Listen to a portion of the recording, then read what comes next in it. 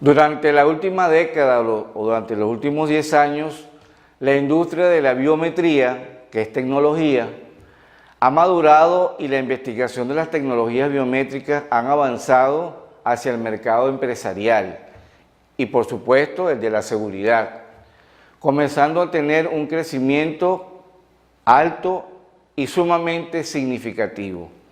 En la actualidad, ya comienzan a aparecer en el mercado, y lo hemos visto mucho, las aplicaciones a gran escala que serán cada vez más accesibles para empresas y particulares en lo referente a la identificación de las personas a través de sistemas computarizados, escáneres biométricos de individualización e identificación de los individuos. Ahora vamos a hablar de los sistemas que se emplean para identificar a las personas, es decir, sistemas empleados para la identificación humana. El primer método, como lo dije al principio, fue la antropometría descriptiva, creada por Alphonse Bertillon, denominada también bertillonaje. Este sistema de identificación humana, el primero en el mundo, el primero en su género, se basaba en las mediciones de los principales huesos del cuerpo humano, es decir, los huesos que tenían mayor longitud o mayor medida.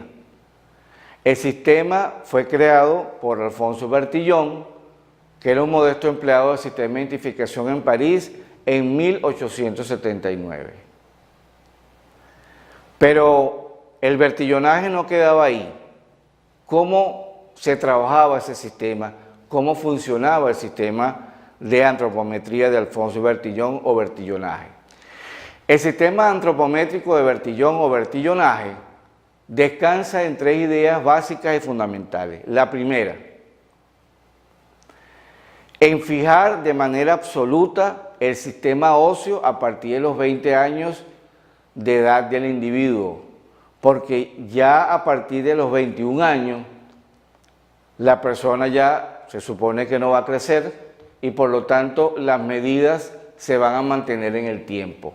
Por lo tanto, estas tenían que hacerse en el tiempo requerido para hacer las medidas de los huesos.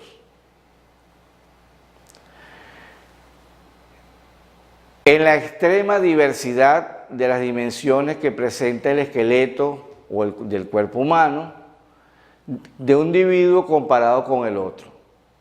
Tenemos contexturas diferentes, por lo tanto la forma de los huesos también va a cambiar con esa estructura y va a permitir diferenciar a través de las medidas un individuo de otro. Y la tercera idea fundamental del sistema antropométrico de Bertillon era en la facilidad y la relativa precisión con que se podían obtener las medidas de ciertas partes del cuerpo y de ciertas dimensiones del esqueleto, utilizando para ello sistemas fáciles como un compás de constricción que permitía hacer las medidas de algunas partes de los huesos, de algunas partes del cuerpo, para obtener la descripción física del individuo. Pero ¿qué medidas utilizaba Bertillon para identificar a una persona? Primero, las medidas generales del cuerpo, que eran la talla, es decir, cuánto medía, la abertura de los brazos y el pecho o busto cuando el hombre estaba sentado. Luego hablábamos de las medidas que utilizaban en la cabeza, la longitud, la anchura, la longitud de la oreja izquierda y lo que se denomina alrededor del cráneo el diámetro bicigomático. Y por último, utilizaba las medidas de las extremidades tanto superiores como inferiores, longitud del pie izquierdo, longitud del dedo medio izquierdo, la longitud del dedo auricular o meñique y la longitud del codo entre el brazo y el antebrazo.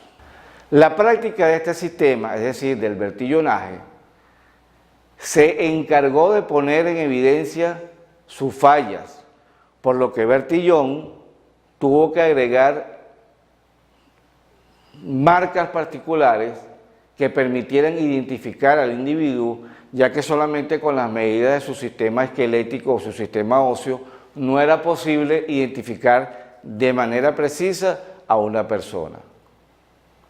La segunda consideración es, en el año de 1894, tuvo que reconocer que ya las huellas dactilares iban abriendo paso en el camino de la identificación humana y por ende de la criminalística, y agregó, aparte de todas las medidas que mencionamos anteriormente, las huellas dactilares de cada individuo para permitir la identificación y la individualización del mismo.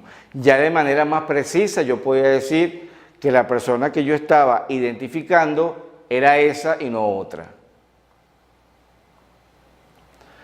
Posteriormente, Bertillon concluyó que al integrar su ficha con la impresión dactilar de los dedos restantes, permitía de manera más exacta y más veraz identificar a una persona.